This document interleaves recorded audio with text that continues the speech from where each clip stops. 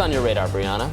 Well, Robbie, even in advance of his official campaign kickoff, Bobby Kennedy Jr. is already polling at 10% in the Democratic primary race, starting off in a better position than Amy Klobuchar, Kamala Harris, or Pete Buttigieg ever did in 2020. But despite this clear advantage, the mainstream media seems disinterested in understanding why so many Americans are open to his campaign or to the campaign of Marianne Williamson, who has surpassed pundit expectations by polling at 4% and who is winning the digital race with an incredibly successful TikTok campaign. Certainly, both candidates benefit from widespread frustration with the Biden administration. Only 37% of Democrats want Biden to seek a second term, with a majority saying, actually, I'd like to get off this ride.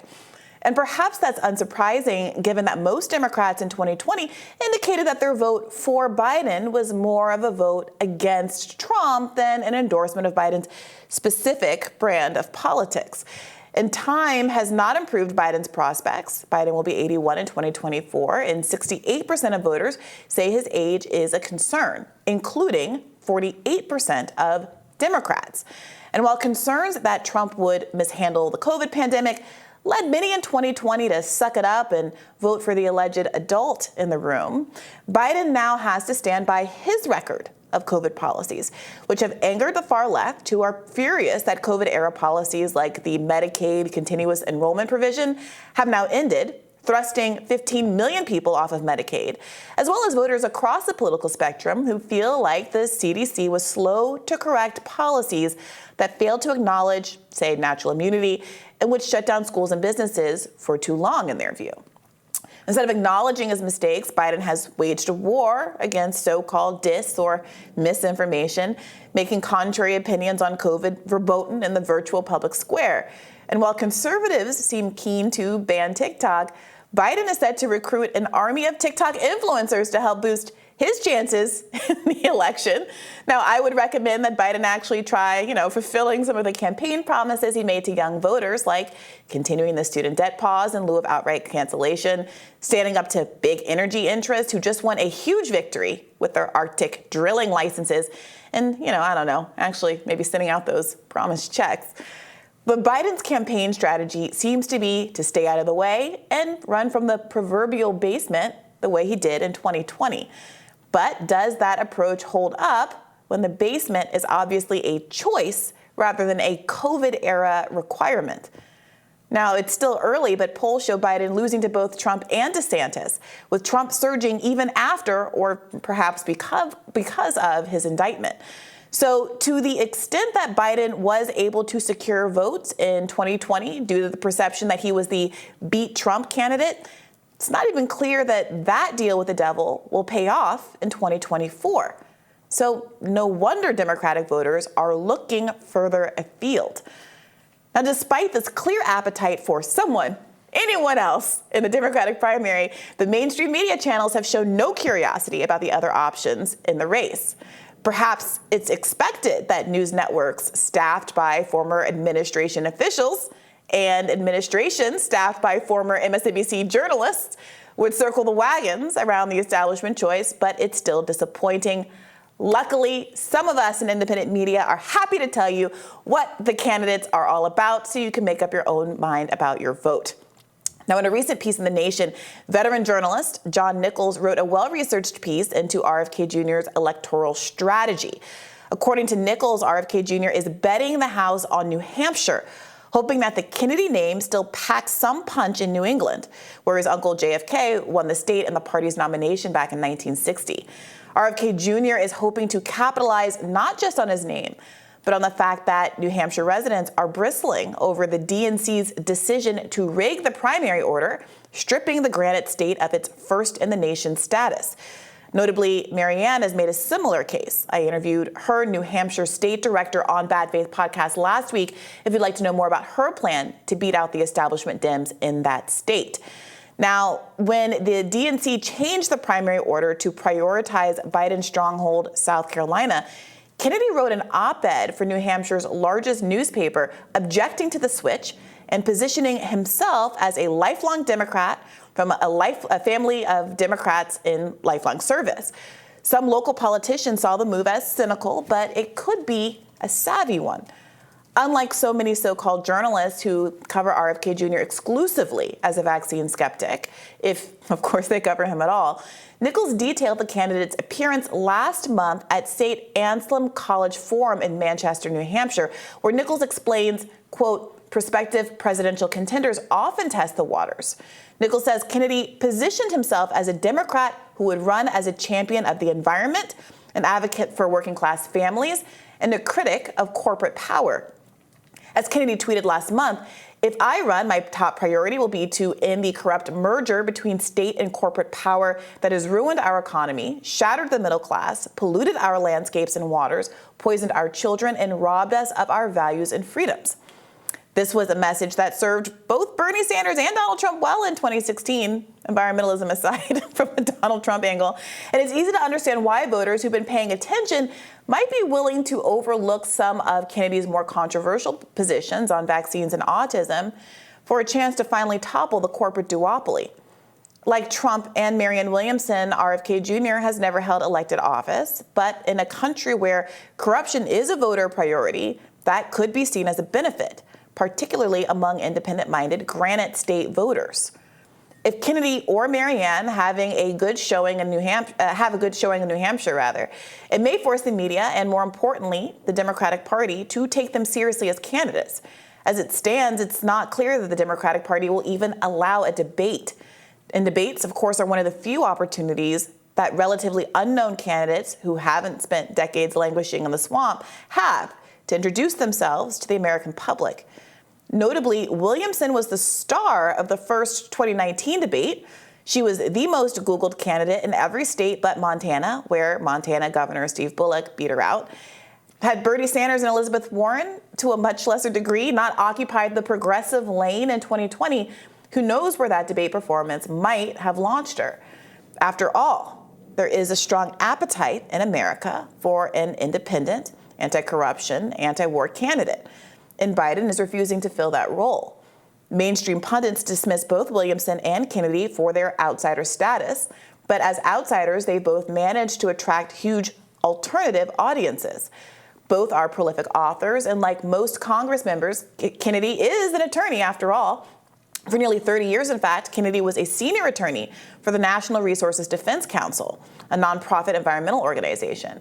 And earlier in his career, he served as an assistant DA in New York. He also served as an adjunct professor at Pace University for over 30 years. So presenting Kennedy or Marianne Williamson as fringe after such accomplished careers might say more about the silos of corporate journalists than the viability of the candidates themselves. Now, that's not to say that concerns about Kennedy's choice to promote an unsubstantiated link between vaccines and autism aren't legitimate concerns. But many voters are going to rank their priorities and decide that avoiding World War III with Russia or freeing Julian Assange and having a genuinely pro-environmental candidate are more important than some fringe scientific beliefs. And perhaps that is why, ahead of his April 19th official launch, Kennedy is already doing better than every 2020 Democratic primary candidate not named Biden, Sanders, or Warren ever did. I, for one, am glad both he and Marianne are running. Better democracy than a coordination. So I was curious. I mean, it was difficult to find any reporting on what RFK was even running on, outside of headlines that say vaccine skeptic running, which I take the point, fine. But then I saw this great piece written up by John Nichols in The Nation and decided, let's give that some energy, let's give that some oxygen, because otherwise people would have no idea what the options before them actually even are. 100%, and unfortunately, I would continue to expect the mainstream media to, when they're not outright ignoring him, to only discuss his long-running, which to be fair is a real thing, his long-running vaccine skepticism, even predating the current kind of discussion about specifically the COVID vaccines or the mRNA vaccines. But for many Democrats, elite Democratic power brokers, it will be as if he either doesn't exist or is just running a single issue campaign on that issue. That's why I've said, honestly, he would get more attention on the Republican side. He probably will get more attention from Republicans. But I take your point and obviously agree with you that competition is always good. I would love to see a debate involving those three, Biden, Marianne, and RFK, and anyone else who might be running and registering something. You can't just say I'm running for president and get to be on the debate stage. But if you have some base of support, that is a healthy thing for democracy. It's not something to disdain. But of course, the Democratic Party they don't even want to have actual primaries. No. They don't want any competition whatsoever. No, so I've heard some people argue that, it's better for, say, Marianne Williamson's chances. And, I think her politics align more with mine. Although I would say on some foreign policy aspects, it might be the case that they align more with RFK Jr. Mm-hmm. But some would say it's bad for Marianne if RFK is in the race because it splits the bolus of people who want anybody but Biden. At the same time, I do think that the more people who are participating in the primary, especially at higher profile, it makes it more and more difficult for the Democratic Party to justify basically just shutting down the primary process, especially after they got so much heat for doing that with Hillary Clinton back in 2016. And there's so much animosity still bristling over those kinds of choices, over that rigging of the election, if you will.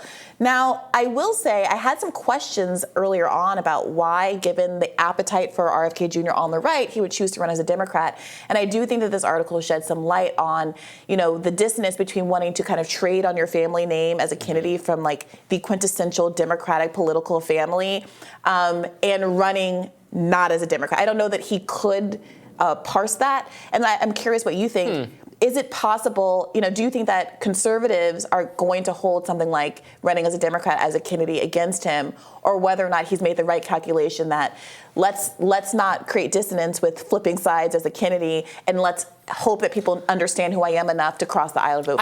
Honestly, I don't think the Kennedy part of it is an issue. Kennedy is kind of boomer nostalgia, frankly, from a time period where the parties were much less, the sides were much less partisan. I mean, Kennedy's policies and platforms are not really so discernibly, in today's parlance, they're not so much more Democratic than they are Republican. He was not I would not say he was not an extremely left figure, was he?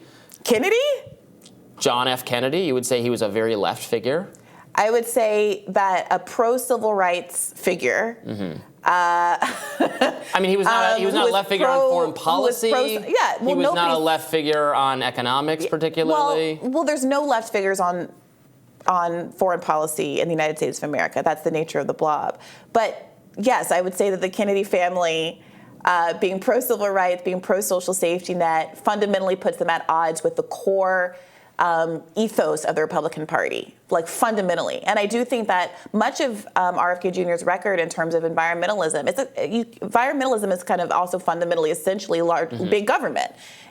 These are agencies and institutions that are tasked with I feel like I've heard a lot of liberals describing Kennedy as not sufficiently liberal. So I don't really have a stake in this. I'm just that was my thought of what the perception from people in your camp was. You're putting me in a tough position as a leftist, where obviously I don't think any Democratic president has ever been sufficiently left. But if the binary we're talking about here is whether or not he would run as a Republican or a Democrat, as a Kennedy, and whether someone like actually JFK would ever, again, the flip happened more recently back then, and the realignment happened more recently to JFK's time. But in a contemporary America, would JFK, knowing what we know about his politics, align with the Republican Party? That seems like very far-fetched to me. Now, that doesn't mean that RFK Jr. has to follow in those footsteps, but the way that he framed himself as a Kennedy in that op-ed he wrote in the New Hampshire paper, it does suggest to me that his version of trading on that legacy or tapping into the goodwill of that legacy, he at least sees it as inextricable from the Democratic Party. And I wonder if also he has relationships and can get his foot in the door because of the family name within the party apparatus in a way that he wouldn't have in the Republican Well, like Party. I said, I don't think being a Kennedy will hurt him really with it. Being a Democrat, yes, of course. That's the question. I mean, to the extent Republicans or conservatives are going to be willing to support him, it's because they probably don't feel like he's a big threat to like supporting him in order to harm Biden or make Biden's path to nomination a little bit more fraught. It's probably more a strategic thing of that nature. But we'll see. Yeah, certainly see. Some of his views will resonate with conservatives. Yeah, so we'll see. More Rising right after this.